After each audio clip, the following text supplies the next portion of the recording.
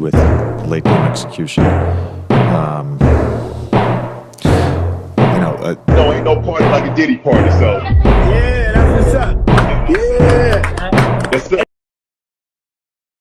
What up, YouTube? Franchise Sports TV back again with another video.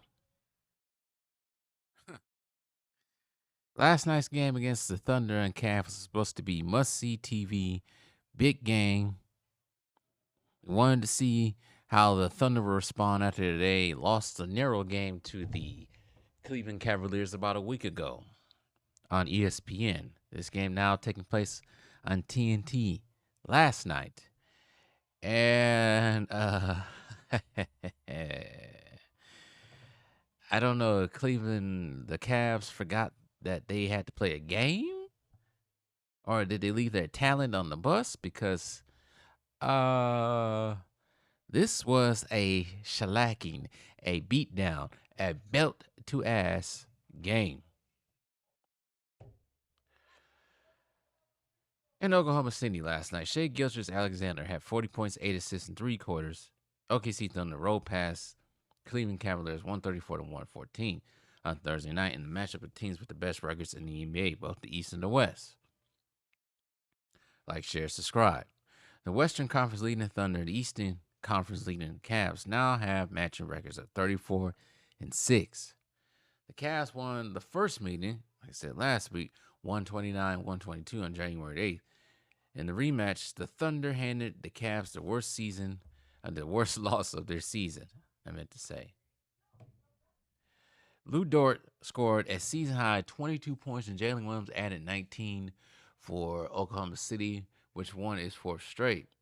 Darius Garland had 20 points, 9 assists for Cleveland. Jarrett Allen had 13 points. Donovan Mitchell, the leading scorer of this team, was held to 8 points on 3 for 15 shooting, partially because Lou Dort was in his knapsack. Cavs had 12 for 10, led 12 to 10 before Oklahoma City took over. That's when I was watching this game, and I had to finish up with my own work. And I come back, this game is they almost up by 30-something points. But anyways, the Thunder closed the first quarter on a 22-2 run to take a 32-14 lead. Gilgeous-Alexander scored 15 points in the open period. SGA scored 11 in a 3-minute stretch late in the first half to help the Thunder take a 75-49 lead at the break. The Thunder matched the season high for points in a quarter with 44 in the third to take a 119-81 lead. The Cavs are one of the best defensive teams in the league, had no answers for this one. Oklahoma shot 60.3% in the first 3 quarters. The Thunder continued to find ways to win with key players out. Keep in mind, there was no center Isaiah Hartenstein.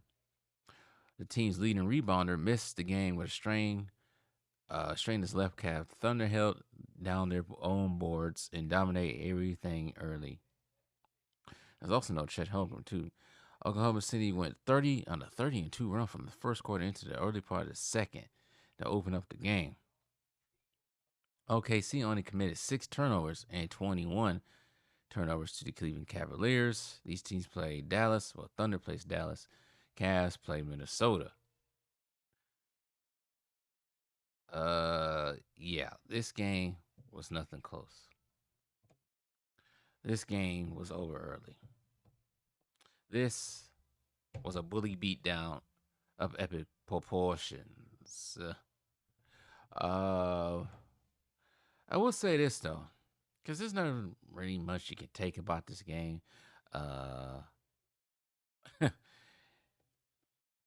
Cleveland just got beat. Thunder came ready for them, and they got beat. SGA was playing at an MVP level. I'm starting to think he should be the MVP. I thought he should have been MVP last year, but to give it to Jokic. But he has to get it this year, or I'm calling cap on everything.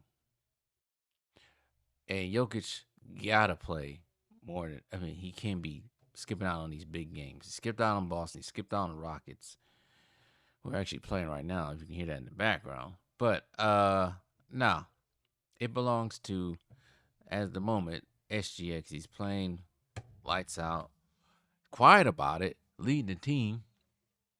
and the team runs right behind them. As for Cleveland, this ain't a big deal. Like I said, this is something you wash the tape and then throw it out right after that. They still have a sizable margin in the East. They only 34-6. Next person after that, next team after that is Boston, which are struggling right now. The Milwaukee Bucks are so far away, it's not even funny. They're 11 and a half games back behind them. But what does it say about the Thunder? I would say the Thunder have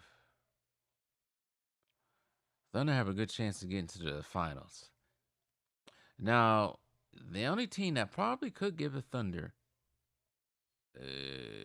let's say, some pushback might be the Denver Nuggets. Maybe the Denver Nuggets. I don't know about Minnesota, but the Denver Nuggets definitely. Maybe Dallas again. Who knows? Once Dallas gets everybody healthy, including Luka and Kyrie. I know Kyrie's back, but once they get fully healthy, and somewhat healthy, maybe Dallas might be the one to challenge OKC again and knock them out again, like they did last season. They have the necessary pieces to get to a final. You got your leading scorer. I think Shea was averaging 33 points the last few games.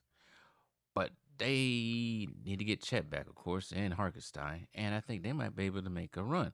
And I wouldn't mind a Cleveland OKC finals, something that we never received 10 years ago.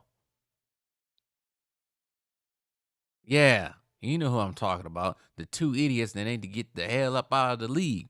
Them two. But we ain't going to say nothing else about that. I was just looking at some of the stats. Cleveland did not only had 2 people in double figures. Darius Garland with 20, Jared Allen with 13. They did have one other person in double figures, Ty Jerome with 12, but it was a bunch of single figures here. They only shot 31% from 3, 46% from the field, got to the line 21 times. They did manage to grab 49 rebounds, but OKC actually got out-rebounded by 10. But the difference maker here is the turnovers.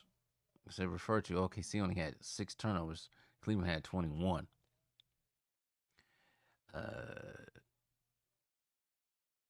Had multiple people who scored in double figures, including Alex Caruso, Isaiah Joe, and Brendan Carlson.